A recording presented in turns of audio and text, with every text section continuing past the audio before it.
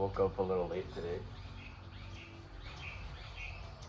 so I am kind of in a rush. But my schedule today is, right now I'm gonna go and jog my race distance, but like really easy. So a really easy 5K. And if I have time, I'm gonna like stretch and stuff. And then after school, I'm gonna come back home and finish packing my bag because we leave tomorrow morning and I'm not even close to finishing packing my bag.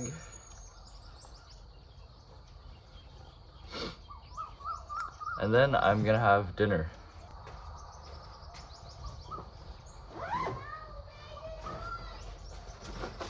Alright, time to go.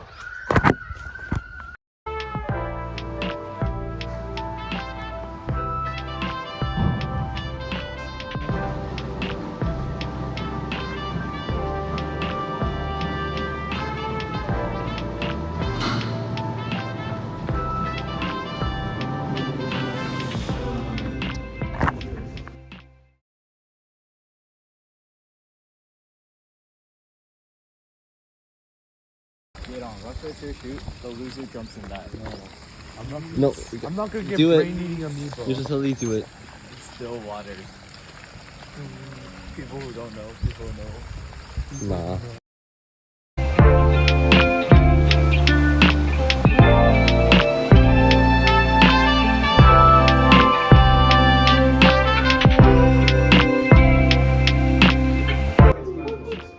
No, chill out. Yeah, you would want to. Watch this. Bro, what? What? Oh. Jordan? Like 95.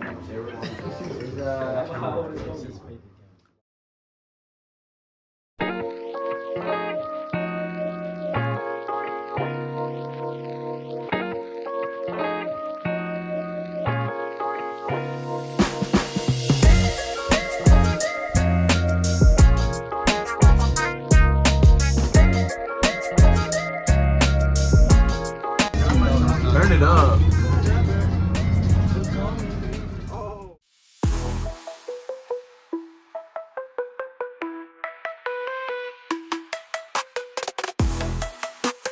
The day of the 5K, I didn't get like any footage.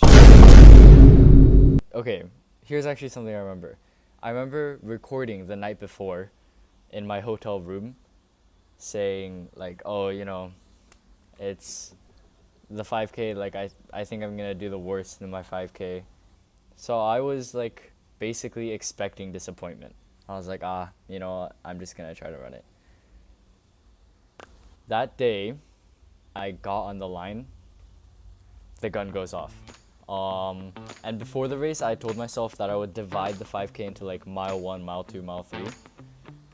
But then once we started, I did not, dude. I was just like, all right, 12 laps left, 11 laps left, 10 laps left. And I was just counting down the laps. And with like 4 laps down, 8 laps to go, my toe starts hurting. My like left foot middle toe. So I was like, what am I gonna do? I'm not gonna stop and like examine my foot. So I'm just gonna like pick it up. So I picked it up, I passed a few people, and I passed a few people. So I kind of like picked it up and started running faster and then didn't slow down. I came through. I didn't know what my time was, but I was just laying on the ground and my coach walked up to me and he showed me the stopwatch. 19:25. I was seated last in my heat and I ended up getting 11th out of 15 of my heat.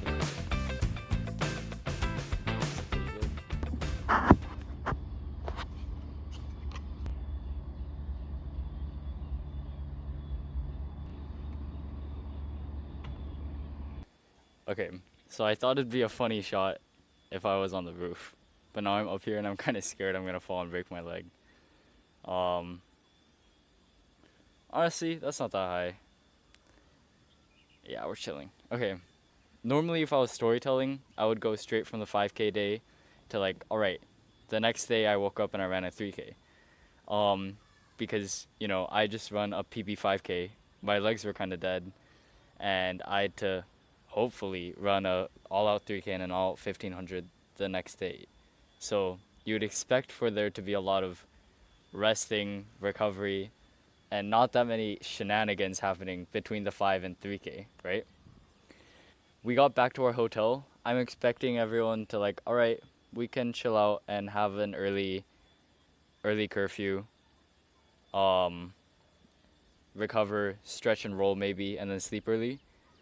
But there were so many shenanigans. But there were people like quite literally monkeying around that I got footage of that I thought was really funny, and I figured I needed to give context before my 3K. Dude, if I have to do another shot of context, I'm not climbing on my roof.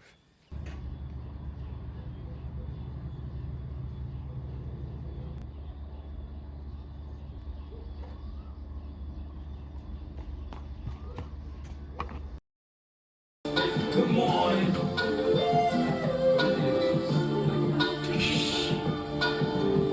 Wake up, Mr. West, Mr. West, Mr. Fresh, Mr. By himself, he's so impressed. We're back to. Did you? Kai's sitting like this. Yeah, I did. Bring your legs to the side,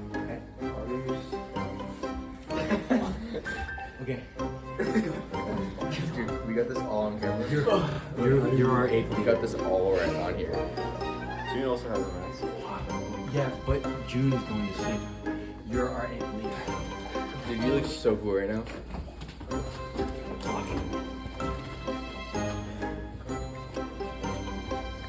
Alright, bye guys. Alright. Day of the 3K. So now I was kind of like off of a high of the 5K because I was like, yo, now I'm officially a sub 25Ker. But I was also kind of out of motivation. Like for the 5K I had motivation because I was like, oh, I came to ACSC Taiwan, I have to do something. But now I did something. And now like even if I do terrible in my other 3 races, 3 events, or 2 individual events, I wouldn't be mad, you know? Like I'm still gonna be happy about my 5K. So I didn't feel the need to do that well. For my 3K, it was like kind of the exact opposite. So for my 5K, I sped up and I just stayed at that sped up pace. For my 3K, my first 200 meters was a little bit slow. And my coach was like, all right, June, pick it up. So I tried to pick it up. And I come back and I'm like at the same pace as my 200. And that was basically the whole story of the 7.5 laps. Like I started slow and I stayed slow. And this year, honestly, 3Ks have not treated me well. A week and a half ago, I was at a different competition, and the 3K, the exact same thing happened to me. I started slow and I did slow. So, honestly, I just have to work on my 3K, I think. And I don't know. It's easy to like get in a rut. If it's like a sprint, then it's like, you know what, I'm just gonna sprint. But for a long distance, once you start slow, you don't want to get faster really. Or at least for me, that's my experience, where I'll start slow and then I'll like get into a rut of like, oh, this sucks. I'm just gonna not try. Yeah. I barely ate lunch because my 1500 was at 2 p.m. and lunch was at 12:30. And the lunch that was provided was curry and fried chicken. What? I'm not gonna eat curry and fried chicken right before sprinting 1,500 meters. And then I got on the starting line and I did what I did for the 5K. I started fast and I stayed there. Actually, I'm not sure. I haven't looked at my splits, but it felt like I started fast and it felt like I stayed there. My splits might tell me I'm wrong. I might have started fast and slowed down, or started slow and sped up. My goal time was sub 5 and I got 4:49. So overall, I did pretty well. 2 of my 3 events, I did like I wanted to, or I did better than I wanted to. 1 of my 3 events, I did bad, but I wasn't really mad about that. And I was kind of expecting it. The 3K kind of sucks. So stressing over stuff, I think, generally it is accepted in the world. It is like, you know what, stress is bad, but everybody has it. I think is the general consensus. And I think if, from a worldly view, like stress is good to an extent, you know? I think if there was like a graph and the x-axis was the intensity of the stress and the y-axis was the performance benefit that it gives, I think there would be a parabola or a vertex somewhere where with like no stress, that's probably not that good. Because for my 3K, for example, I had no stress, so then I kind of just performed badly. But for my 5K, I stressed over it a lot, I think an unhealthy amount, but I did really well. So based off of that, stress is good, because stress helps, right? But I think that that's not the correct mindset, because that's based off of a value system that we shouldn't be basing it off of. So if we say the value system is the x-axis is no stress to infinite stress, but the y-axis is no benefit to your relationship with God and infinite benefit to your relationship with God. So listening back, I don't know if benefit to your relationship with God is the best way to word that, but the point still stands of like, I don't know if as Christians this should be the value system we should be basing it off of. I think the more stress you have about something, the less you're trusting in Him. If you have no stress about something, obviously carelessness is a different issue. I think having no stress and being foolish are 2 different things. You can have no stress because you fully trust God in something. And to apply that to a race, it would be like, you know that He has a time already planned out for you. He knows what you're going to get in this race. So all there is to do is for you to do your best and see what that plan is. But if you started stressing about that race and thinking, you know, like, what if I do my best but it doesn't work out? What if that day I have a muscle cramp in the middle of the race or something? Then at that point, you're starting to not trust in God's plan. You're starting to say, hey, if this happens, then that means that something went wrong. But my point is, you shouldn't stress about your races or anything else.